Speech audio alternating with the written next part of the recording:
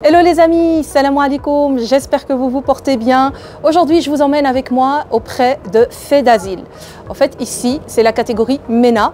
On se retrouve avec des mineurs non accompagnés qui sont demandeurs d'asile. On m'a invité aujourd'hui pour participer à une activité culinaire. Je vous emmène avec moi par respect pour la vie privée de ces jeunes demandeurs d'asile qui sont parfois en danger. On va bien sûr ne pas les filmer au niveau de leur visage. C'est parti. Alors, activité cuisine, on va mettre un tablier, s'il te plaît. Voilà, comme ça, vous ne tachez pas vos vêtements. Bon, les gants, ce n'est pas nécessaire. On va faire des gaufres. Maintenant qu'on est prêt, vous avez caché vos cheveux pour ne pas avoir de cheveux dans la nourriture. Vous avez mis un tablier. La première chose aussi qu'il faut absolument faire, c'est l'hygiène. Laver les mains avec un peu de savon. OK? On va mettre le beurre dans la casserole pour le fondre. Tiens. Je te donne un pour le vider, je te donne un aussi pour le vider ici. Et après, on fera travailler les suivantes. On approchera la casserole. Voilà, si vous n'arrivez pas, vous pouvez, oh bravo, voilà, décoller avec le couteau. Au fait, l'activité se passe avec 6 filles, mais au total, il y a plus ou moins 80 personnes qui doivent eux aussi manger et goûter les gaufres. Donc, on fait les portions fois 6. Les coquilles vides, ça je vais remettre, je mets où les ingrédients qui restent, je peux les poser là?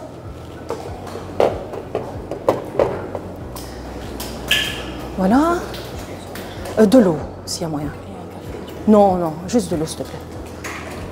Le beurre, on va le laisser refroidir, maintenant on va mesurer le reste des ingrédients. Donc l'ordre, il n'y a pas d'importance, parce que tout va être mélangé ensemble. Donc on utilise toujours une balance. En cuisine, il faut être précis. Tu peux mettre la farine si tu veux, et puis tu mets le sucre. Ouais, magnifique. Très belle pâte. Bravo. Merci. Bravo, on applaudit. Bravo. Voilà, tu peux récupérer ton bol. Et dès que l'appareil est chaud, on va commencer à cuire. À ton tour. Allez les filles, faites-vous plaisir. Alors, il ne faut pas mettre beaucoup, hein. Ça va ? Il faut mettre un peu ici, un peu là. Au milieu, au milieu. Voilà. Rajoute un petit peu, rajoute encore. Voilà. Et on va laisser cuire 3-4 minutes. Et la gaufre, elle sera prête. D'accord. Bientôt. Elles sont belles, hein? Ouais, elle est contente. Et tu décolles doucement. Magnifique. Bravo. Et voilà, tu continues. Donc tu vois, pas mettre trop. Regarde, tu vois, on a mis trop, c'est un peu débordé.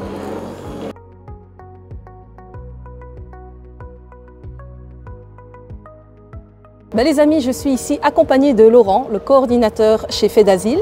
Et donc Laurent, je te remercie de nous accueillir, de nous recevoir chez vous. Ben merci à vous d'être venu. Ben, avec plaisir. Alors quel est un peu le concept de Faits d'Asile? Alors Faits d'Asile propose un accueil aux demandeurs d'asile, donc tous ceux qui demandent une protection internationale ici en Belgique. Et alors nous on a une spécificité, c'est qu'on est vraiment centré sur les MENA, donc les mineurs étrangers non accompagnés qui arrivent ici en Belgique et ils vont rester 1 mois ici avant d'être orientés vers un centre qui correspond à leurs besoins. Ok, très bien. Et est-ce que ici dans ce centre vous avez besoin d'aide ou d'objets ou de quoi que ce soit pour accompagner ces enfants, enfin ces mineurs? Oui. Alors les besoins sont assez vastes, que ce soit en vue de l'hiver, au niveau des vêtements, des chaussures, des vestes. On a beaucoup d'adolescents entre 14 et 18 ans. Donc il y a un vestiaire, j'ai vu, et donc voilà. Quand les enfants arrivent, ils peuvent aller... Alors un vestiaire qu'on essaye de fournir un petit peu avec tout ce qu'on reçoit comme don, parce qu'on n'a pas de budget pour cela. Oui, d'accord. Mais qui va assez vite puisque il y a un roulement chez les jeunes et si on veut offrir au moins 1 ou 2 t-shirts avec une veste ou une paire de chaussures parce qu'ils arrivent sans rien, oui, ça part vite. Ouais, c'est des enfants qui passent par des épreuves terribles. Oui, qui traversent plusieurs pays, Grèce, Italie, et on peut imaginer tous les pays pour venir jusqu'ici, ou même de la Turquie jusqu'ici. Donc un long parcours et parfois sans rien. Ouais. Et sans rien. Et il y a aussi un accompagnement ici qui est prévu avec une équipe médicale. Alors pluridisciplinaire, effectivement. Au niveau médical, on a une infirmière, un médecin et une psychologue ici au sein du centre. Et alors au niveau de l'équipe de terrain, des assistants sociaux, des éducateurs qui proposent des activités de qualité aux jeunes, que ce soit des cours du matin, des activités sportives ou créa, ou alors comme vous avez fait cet après-midi avec les jeunes. Activité culinaire, voilà. C'était très chouette. C'est vraiment des moments de partage et on essaie de quand même donner de la qualité aux jeunes, même si on a beaucoup de jeunes, donc 90 jeunes. Et par jour, effectivement, c'est 4-5 éducateurs et assistants sociaux qui se partagent ce travail-là sur le terrain. Ouais, super. Et donc, ces enfants ont entre quel âge, plus ou moins?